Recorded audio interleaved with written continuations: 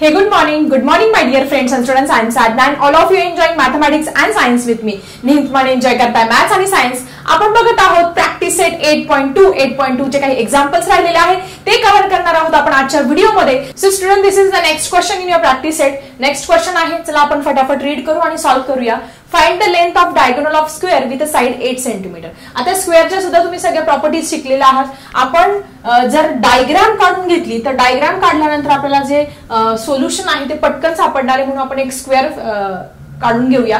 त्या स्क्वेअरला आपल्या मनाने नाव द्यायचंय. समजा मी नाव दिलं ABCD, हे नाव दिलेलं आहे. तर स्क्वेअरच्या सगळ्यांना प्रॉपर्टीज माहिती आहे. That is all sides of the square are equal. सगळ्या ज्या साइड्स असतात त्या सारख्या लांबीच्या असतात आणि each angle of the square is of the right angle. प्रत्येक जो अँगल आहे तो किती असतो, 90 डिग्रीचा असतो. ह्या सगळ्या प्रॉपर्टीज लक्षात ठेवायचे.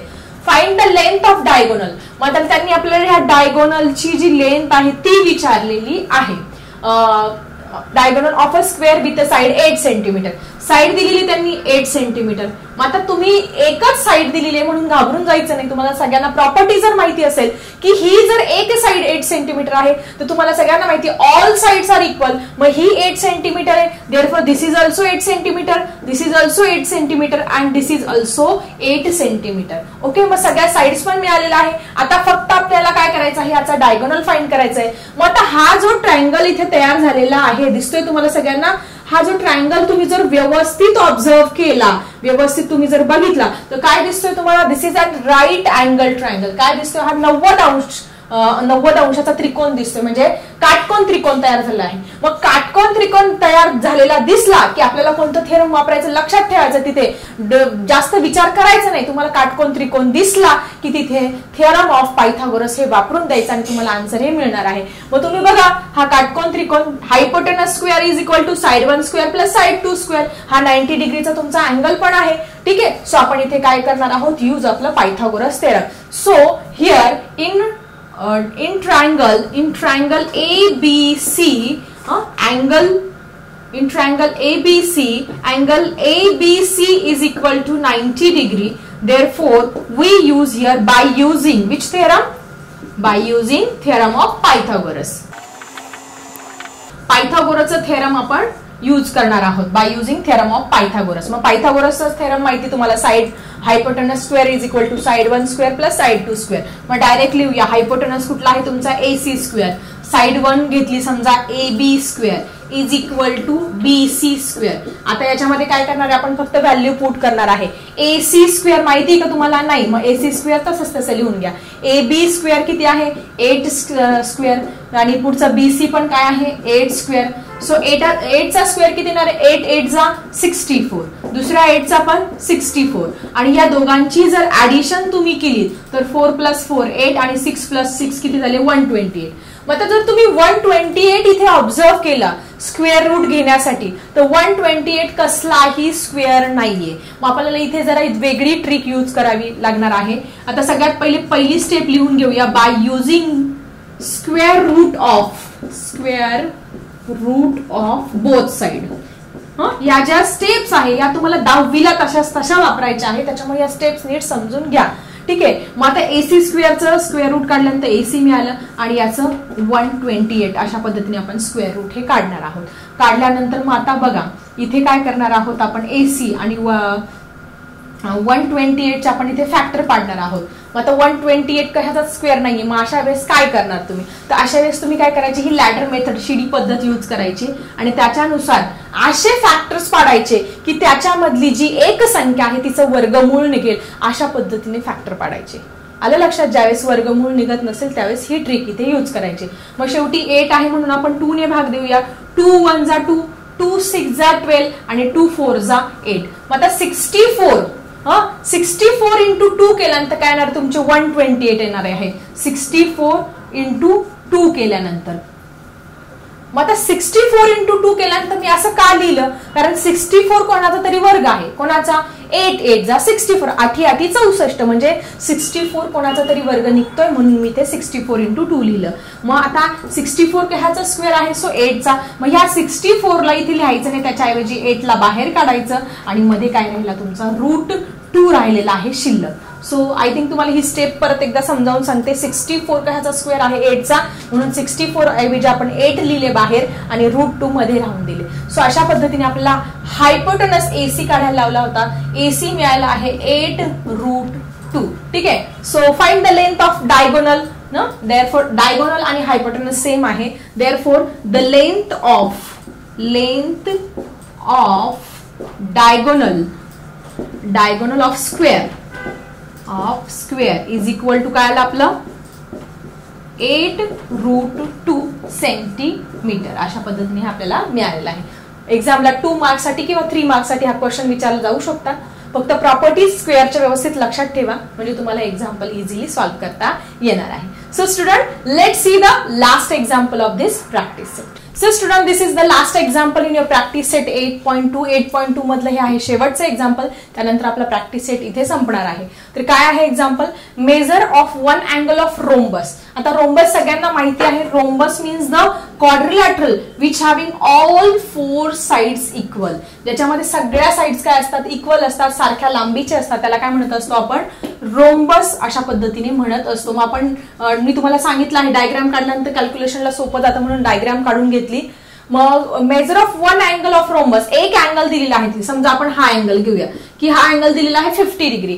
मग या 50 डिग्रीवरून तुम्हाला ए पण काढायचा आहे, डी पण काढायचा आणि सी पण काढायचा आहे. मग बऱ्याच विद्यार्थ्यांना प्रश्न पडेल की टीचर कसा काढायचा? खूप सिंपल आहे. तुम्हाला जर रोम्बसच्या प्रॉपर्टीज माहिती असेल तर तुम्ही हे 3 अँगल्स इझिली काढू शकता. आता सगळ्यात पहिले लक्ष द्या तुम्ही की हा जर अँगल बी 50 डिग्री आहे तर मग याचा अपोजिट अँगल सर इक्वल ना.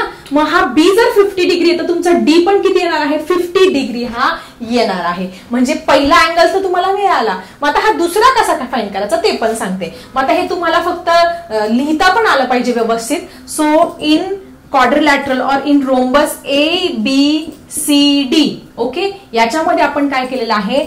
अँगल बी म्हणजे 3 अक्षरीनं जर नाव घेतलं ABC, angle ABC is equal to 50 degree. मग आता याच्याशी अपोजिट अँगल कोणता आहे? Equal. Angle ABC equal to ADC. याला रिझन लिहायचं. तुम्ही जर हे रिझन लिहिलं नाही तर तुम्हाला मार्क्स मिळणार नाही. सो असं डॅश डॅश करून लिहायचं because they are the opposite angle. असं पूर्ण वाक्यात लिहिलं तरी चालेल, शॉर्टकट मध्ये लिहिलं तरी चालणार आहे. Because they are the opposite angle. मग अँगल ABC हा 50 डिग्री आहे म्हणून दुसरा पण काय झाला तुमचा 50 डिग्री झालेला आहे ADC. ठीक आहे. मग angle ADC is equal to 50 degree. So अशा पद्धतीने इथे फर्स्ट अँगल हा तुम्हाला मिळालेला आहे. अशा ठीक आहे. आता आपल्याला काय करायचंय? आता A आणि C काढायचंय. A आणि C काढण्यासाठी जर तुम्ही इथे बघितलं, विचार केला तर DC and AB, line BC and AD, okay, line AD parallel to line BC दिसतंय तुम्हाला? ह्या एकमेकींना काय दिसतायत? अशा पॅरलल दिसतायत. कोणत्या? AD आणि BC. आणि त्यांची एक ट्रान्सव्हर्जल आहे. कोणती? AB काय आहे? त्यांची ट्रान्सव्हर्जल. And line AB is ट्रान्सव्हर्जल. त्यांची काय आहे? ही छेदिका आहे. मग छेदिका असल्यामुळे काय तयार झाले? हे इंटेरियर अँगल, आंतरकोन. हे काय झाले? एकमेकांचे आंतरकोन तयार झालेले आहेत. This and this they are the interior angle. ते काय आहे? एकमेकांचे आपण शिकलो आहोत प्रॉपर्टीज अँगलच्या, याच्यानुसार ह्या प्रॉपर्टीनुसार they are the interior angle of each other. Therefore they are interior angle. ते एकमेकांचे काय आहे? अंतरकोन आहे. मग अंतरकोनांच्या गुणधर्मानुसार त्यांची बेरीज किती असणार आहे? ते रेषीय जोडीतील कोण पण आहे, अंतरकोन पण आहे. 180 अंश असते. ही आणि ही किती आली पाहिजे? 180 अंश आली पाहिजे. देअरफॉर मग आता आपण लिहू शकतो अँगल ABC आणि हा ए लिहा. हा बी अँगल घेतला, मग त्याचं 3 अक्षरी नाव घेतलं ABC. आता हा ए अँगल घ्या. मग एचं नाव कसं घेणार? BAD. Angle BAD is equal to 180 degree. काही विद्यार्थ्यांना अवघड वाटत असेल तर त्यांनी direct angle A plus angle B is equal to 180 degree असं लिहिलं तरी चालणार आहे. पण आपल्याला 3 अक्षरी नावं पण लिहिता आली पाहिजे बोर्डाच्या दृष्टीने, 10वीच्या दृष्टीने. ठीक आहे. सो ABC किती आहे तुमचा? 50 डिग्री आहे. आणि अँगल जो आपल्याला A आहे तो काय आहे? A काढायचा आहे. ठीक आहे. हे तुम्हाला एक्स्ट्रा दिलेलं आहे. देअरफॉर अँगल BAD हा आपल्याला ड्रॉ करायचा आहे 180 डिग्री. ठीक आहे. सो मग आता हा इकडे +50 डिग्री, इकडे जाताना काय होईल तुमचा -50 डिग्री होणार आहे. Angle BAD is equal to 180 degree -50 degree. ठीक आहे. मग 180 मधून 50 गेले, किती उरले तुमचा अँगल BAD आलेला आहे तुमचा 130 डिग्री. बघा बरं, 50 अधिक 130 किती आले तुमचे 180 हे इथे आलेले आहे. म्हणजे आपल्याला 3 अँगल मिळालेला आहे.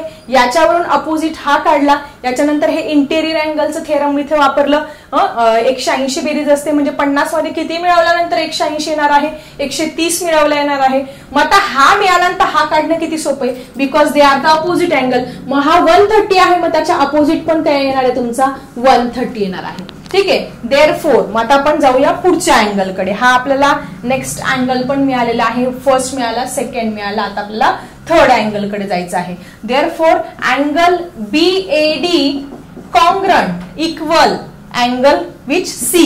मग C चं 3 लेटर्स नेम DCB किंवा BCD. अँगल BCD कारण काय, because they are the opposite angle. Opposite angle. Okay. So BAD किती आहे 30 डिग्री. देअरफॉर अँगल BCD किती आला तुमचा 130 डिग्री आलेला आहे. मग तुम्ही इथे लास्टला लिहू शकतात अँगल A किती आला, अँगल B, अँगल C आणि अँगल D किती आलेला आहे तो लिहू शकतात. A आहे 130 डिग्री, B आहे 50 डिग्री, C आलेला आहे 130 डिग्री आणि D आलेला आहे परत 50 डिग्री. म्हणजे अपोजिट अँगल सेम आहेत. सो अशा पद्धतीने खूप सिंपल रोम्बसचं एक्झाम्पल होतं. एक्झाम्पल दिल्यानंतर पहिले डायग्राम काढा म्हणजे सोपं जाईल. मग एकच अँगल दिलेला होता, त्याच्यावरून आपण अपोजिट अँगल हा काढला. त्यानंतर हा लिनियर पेअर किंवा इंटेरियर अँगलच्या थेरमनुसार ह्या 2 पॅरलल लाईन घेतल्या, एक ट्रान्सव्हर्सल घेतली. मग हे इंटेरियर अँगल आला, त्यांची बेरीज 180 डिग्री असते. मग 50 मध्ये किती मिळवल्यानंतर 180 येणार आहे. मग 130 आपण त्याच्यामध्ये ऍड केले, हा मिळाला. याच्यावरून परत अपोजिट हा काढलेला आहे. सो अशा पद्धतीने आज आपला इथे प्रॅक्टिस सेट 8.2 कंप्लीट झालेला आहे. आय थिंक तुम्हाला सगळे एक्झाम्पल व्यवस्थित क्लिअर झाले असेल. जर काही अडचण असेल तर कमेंटमध्ये लिहा आणि व्हिडिओ परत बघा. तुमच्या फ्रेंड सोबत शेअर करा, म्हणजे जसं तुम्हाला फायदा होतो तसं तुमच्या इतर मित्रांना सुद्धा फायदा होईल.